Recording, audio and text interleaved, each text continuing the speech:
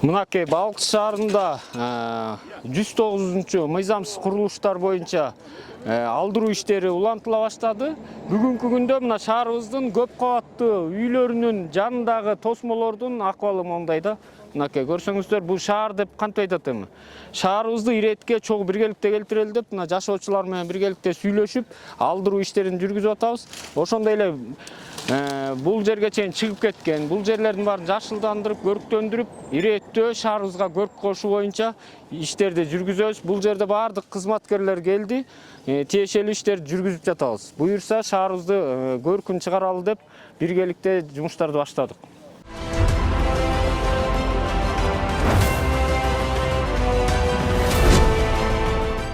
Шаардын көркү үчүн, пожалуйста, макулбуз. Жардам беребиз, колубуздан келсе. Чогуу бирликте иретке кетиребиз, бизге да жакшы болот, порядок, красивый болуп турса шаар. Мейли балдардын иши, эми өкмөт, государство есть государство. Жардам беребиз.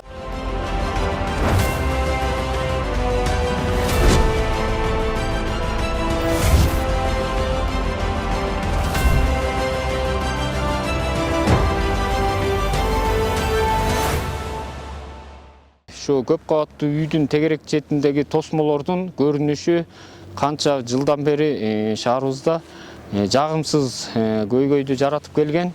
Ушул көйгөйдү мындан ары улантпастан эми шаар жаңылануу иштери жүрүп аткандыгына байланыштуу, ошондой эле жаңы процесстер жүрүп атат, эми шаар оңолуп атат. Ошол себептен баарыңарга кайрылууда биргеликте шаарыбызды иреттейли.